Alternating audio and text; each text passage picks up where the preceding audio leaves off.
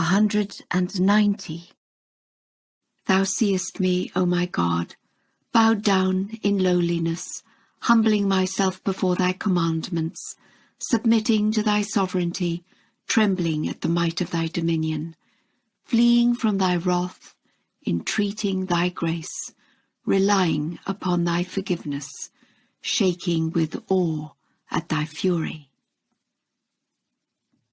I implore thee with a throbbing heart, with streaming tears and a yearning soul, and in complete detachment from all things, to make thy lovers as rays of light across thy realms, and to aid thy chosen ones to exalt thy word, that their faces may turn beauteous and bright with splendor, that their hearts may be filled with mysteries, and that every soul may lay down its burden of sin.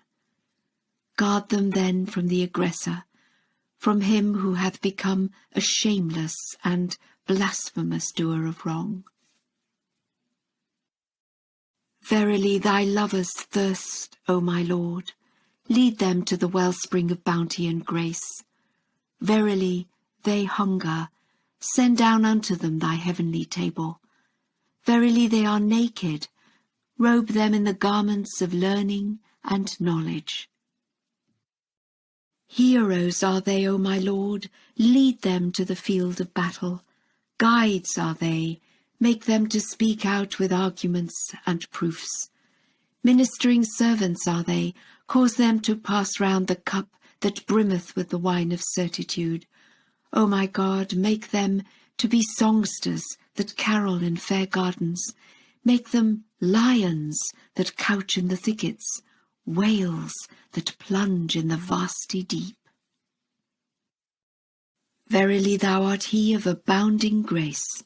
There is none other God save thee, the mighty, the powerful, the ever-bestowing.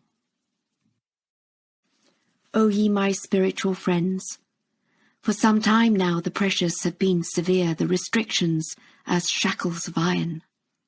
This hapless wronged one was left single and alone, for all the ways were barred. Friends were forbidden access to me, the trusted were shut away, the foe compassed me about, the evil watchers were fierce and bold. At every instant, fresh affliction, at every breath, new anguish. Both kin and stranger on the attack, indeed, one-time lovers, faithless and unpitying, were worse than foes as they rose up to harass me. None was there to defend Abdu'l-Baha, no helper, no protector, no ally, no champion. I was drowning in a shoreless sea, and ever beating upon my ears were the raven-croaking voices of the disloyal. At every daybreak, triple darkness, at every eventide, stone-hearted tyranny, and never a moment's peace, and never any balm for the spear's red wounds. From moment to moment word would come of my exile to the Fezzan sands. From hour to hour I was to be cast into the endless sea. Now they would say that these homeless wanderers were ruined at last, again that the cross would soon be put to use. This wasted frame of mine was to be made the target for bullet or arrow, or again, this failing body was to be cut to ribbons by the sword. Our alien acquaintances could not contain themselves for joy, and our treacherous friends exulted. Praise be to God, one would exclaim, here is our dream come true, and another, God be thanked, our spearhead found the heart. Affliction beat upon this captive like the heavy rains of spring, and the victories of the malevolent swept down in a relentless flood, and still Abdu'l-Baha remained happy and serene, and relied on the grace of the All-Merciful. That pain, that anguish, was a paradise of all delights. Those chains were the necklace of a king on a throne in heaven. Content with God's will, utterly resigned, my heart surrendered to whatever fate had in store, I was happy. For a boon companion, I had great joy. Finally, a time came when the friends turned inconsolable and abandoned all hope. It was then the morning dawned and flooded all with unending light. The towering clouds were scattered, the dismal shadows fled. In that instant the fetters fell away, the chains were lifted off the neck of this homeless one and hung round the neck of the foe. Those dire straits were changed to ease, and on the horizon of God's bounties the sun of hope rose up.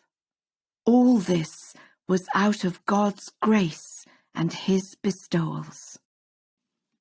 And yet, from one point of view, this wanderer was saddened and despondent. For what pain in the time to come could I seek comfort? At the news of what granted wish could I rejoice? There was no more tyranny, no more affliction, no tragical events, no tribulations. My only joy in this swiftly passing world was to tread the stony path of God and to endure hard tests and all material griefs, for otherwise this earthly life would prove barren and vain, and better would be death. The tree of being would produce no fruit, the sown field of this existence would yield no harvest. Thus it is my hope that once again some circumstance will make my cup of anguish to brim over, and that beauteous love, that slayer of souls, will dazzle the beholders again. Then will this heart be blissful, this soul be blessed. O divine Providence, lift to thy lover's lips a cup brimful of anguish. To the yearners on thy pathway, make sweetness but a sting, and poison honey sweet. Set thou our heads for ornaments on the points of spears. Make thou our hearts the targets for pitiless arrows and darts. Raise thou this withered soul to life on the martyr's field. Make thou his faded heart to drink the draught of tyranny, and thus grow fresh and fair once more. Make him to be drunk with the wine of thine eternal covenant. Make him a reveller, holding high his cup. Help him to fling away his life. Grant that for thy sake he be offered up. Thou art the mighty, the powerful, thou art the knower, the seer, the hearer.